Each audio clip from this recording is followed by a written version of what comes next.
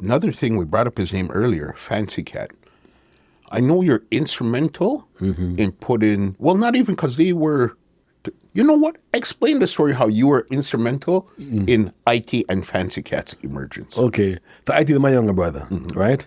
And Ity, and we're separated by 9 years, right? Almost 10 years, in fact, it's December and April. So when I started doing the comedy routine, the comedy set around Jamaica, they would come with me to a show, like part of my entourage, so to speak. And at the time, Ity and Fancy Cat were experimenting with being a DJ duo. They had this song called Girl You Pass, They Look Good Exam, if you get a ticket and I get the wrong bang, you pass, they look good exam, tiki. That was their one tune, And I was doing a show in that same 92 before we went to London, me and Bella. I was doing a solo show at a place called the Tashi Hotel up Shorter Road. And I encouraged the producer to give them a chance to open at the DJ duo, Ity and Fancy Cat. And they did the opening act. They were pretty interesting, the audience, and enjoyed the music. And they did it again the following week. And then Claudia Paya, what the promoter said, you gonna no more material. And they tried something different. Yeah. And then, but they were still just doing DJ duo stuff. So they didn't come in as comedians, actors, or anything. This was as musical duo. They were a musical duo. And then a friend of mine at the time who was the manager who was doing PR for Courts said to me, we need 2 guys to do some crowd interaction stuff for Courts. But we want 2 new faces. We don't want you and Bella. We want somebody like you and Bella style, but different.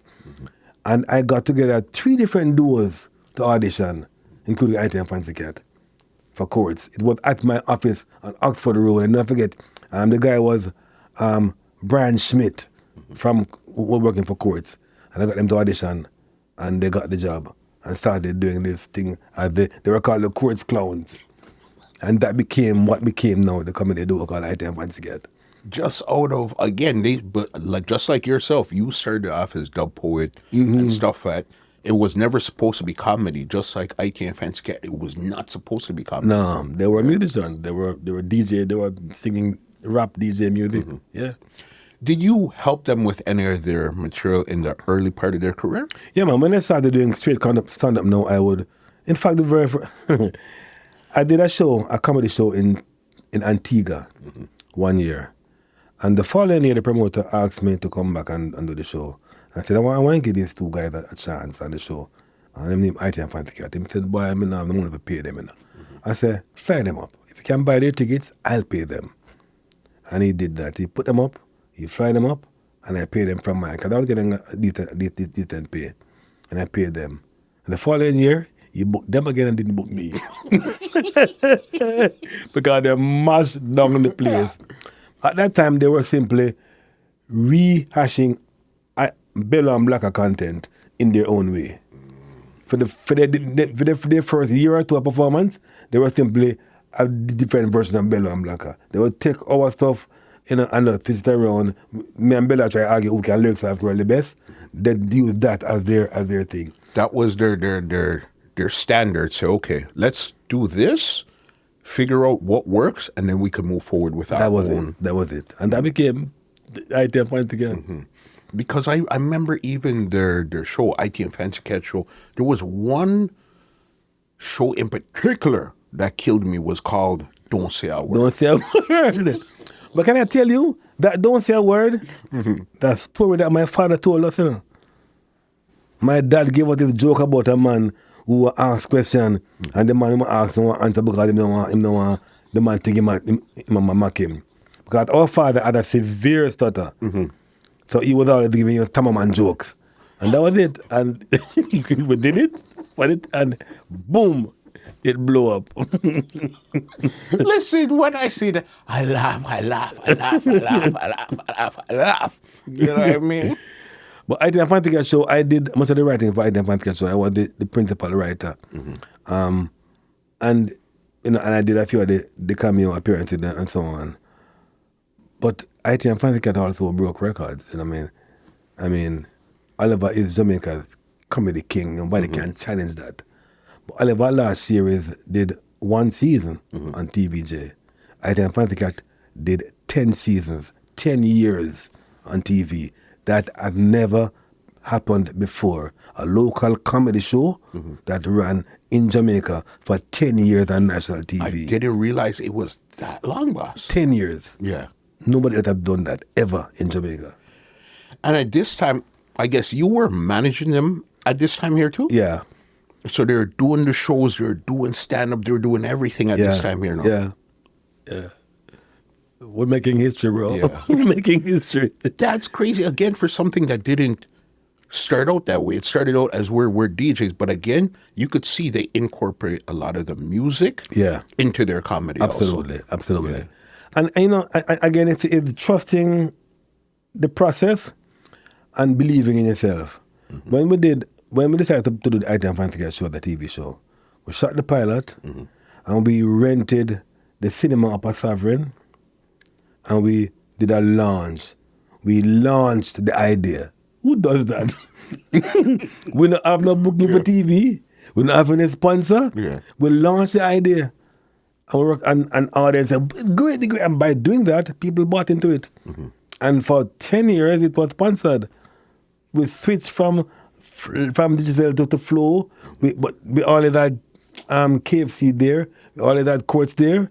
But it was sponsored for 10 years.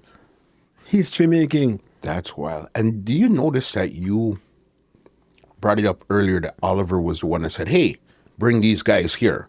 And then that's how you got your break out in London and stuff. And then you turned around and did the same thing. Yeah.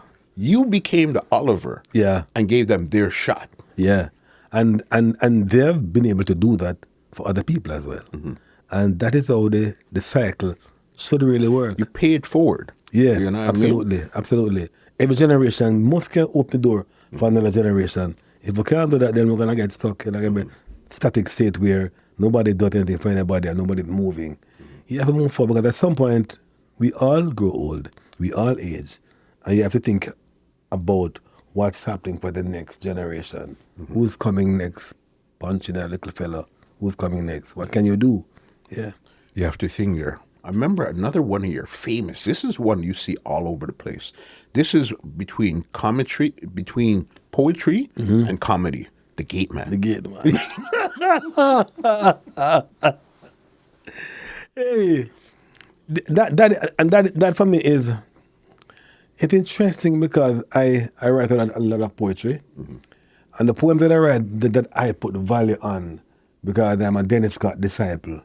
And I want to use words in a way that Dennis Scott had a way with the words that him just, his famous poem Uncle Time is an old man, all the language put by the sea. Dennis Scott had a way to use words in a way that channel history and create imagery. And I want to do that too, So with Gate Man, I was having fun commenting on what I see as a Jamaican phenomenon where people who have no power in their life and get little bit of power, or them abuse the power. And so that was my commentary on them people. Me never expect it to be so popular. Up to this day, I'm like, why that? Because you know what popular do I believe? Everybody can relate to that person. That man who nobody wants to say him have the power now, I'm going to wield the power. It never died. I have stopped doing it now because it's now owned by the community.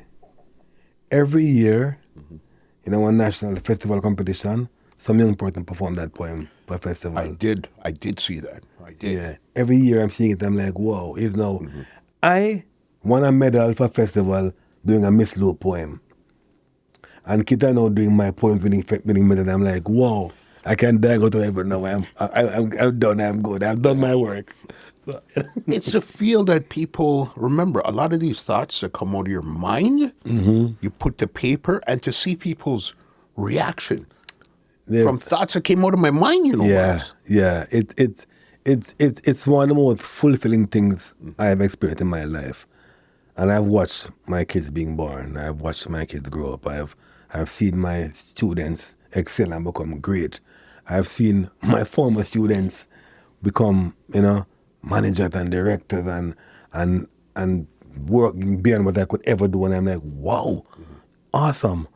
But the feel of seeing your work, hearing your work come back at you from other voices all over the world, nothing beat that, bro. Nothing, Again, because it's a beat that. thought that was in your mind. You just Yeah. happened to put in. 'Cause remember, you wrote down this. I know you wrote 2 books, 2 poetry books, I think it was. Yeah. These thoughts you put down, say it was, let's just take a guesstimate. Say it was 100 poems you put down in both books. I can almost guarantee there's probably another 200 that was in your mind Absolutely. that you never wrote down. Yeah, absolutely. And some I wrote and rejected. Yeah. To the seat come alive like that, man, there is just, it's awesome. It's just, it's fulfilling and it's humbling as well. And it tells me that I cannot take it for granted. This podcast is brought to you by www.twolinesmusica.com.